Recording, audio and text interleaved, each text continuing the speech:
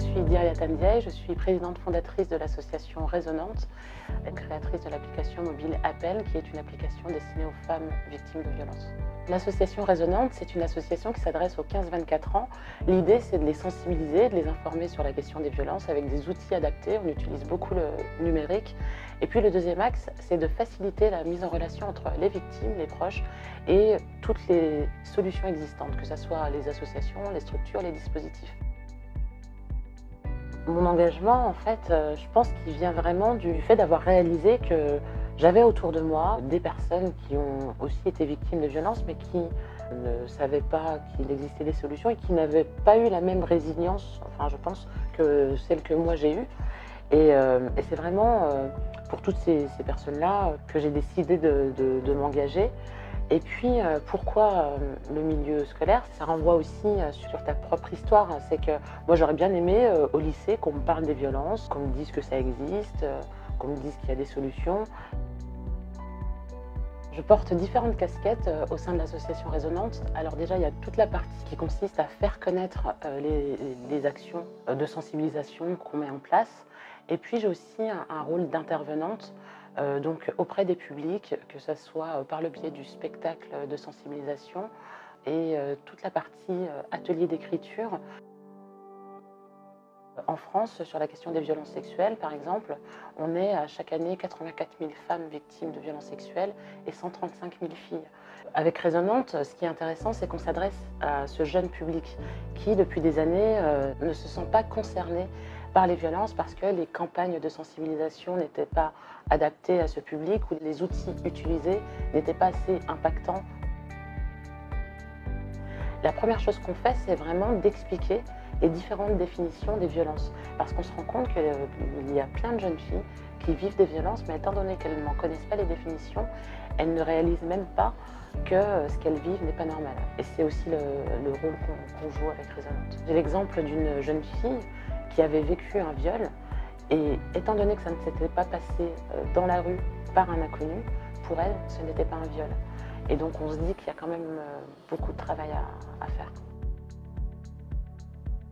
Pendant ce spectacle, je parle de ma propre expérience. J'introduis toutes les chansons par des histoires vraies. J'explique que moi j'ai été victime de violences quand j'étais plus jeune. J'explique qu'à un moment donné j'ai été témoin de violences et que je ne savais pas quoi faire. Et de montrer l'exemple, ça donne comme message à ces jeunes filles qu'elles peuvent en parler et qu'elles ont quelqu'un qui va les écouter.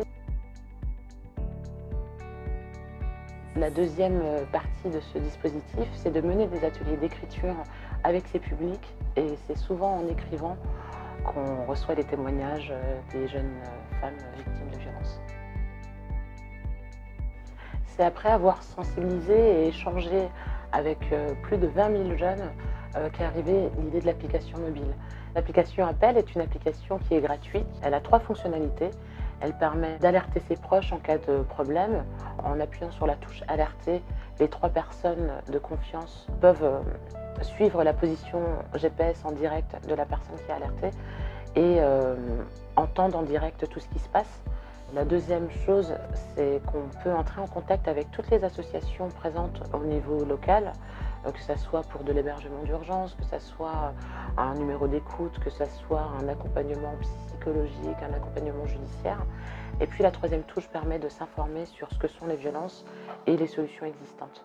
Dans plein de situations, on n'a pas le temps de sortir son téléphone pour enclencher la touche alerter. Et puis est venue l'idée du bracelet, parce qu'on sait aussi que quand on est face à une situation qui est dangereuse, qui est compliquée, on perd ses moyens, on est sidéré, on ne sait plus trop quoi faire. L'idée, c'était vraiment de donner un moyen simple, efficace, rapide et discret pour enclencher cette alerte, et c'est comme ça qu'on a pensé à ce bracelet. On a tout un public en fait qu'on n'avait pas imaginé aussi, qui est celui des joggeuses. Le bracelet permet d'enclencher l'alerte sans avoir à sortir son téléphone.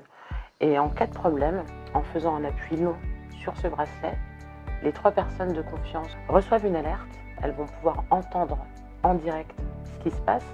Cette alerte est enregistrée. Et je pense que c'est important aussi de dire que les audios sont valables quand on souhaite déposer plainte. On me demande souvent pourquoi je mène ce combat et comment je fais pour tenir ou ce qui me motive. Une fois que tu as pris conscience de cette réalité et que tu es au quotidien avec des victimes de violences, tu ne peux pas faire comme si elles n'existaient pas et c'est trop tard. C'est-à-dire que j'ai mis les pieds dans un truc qui est tellement fou qu'on ne peut pas être découragé. Il y a tellement à faire et puis on voit les choses avancer.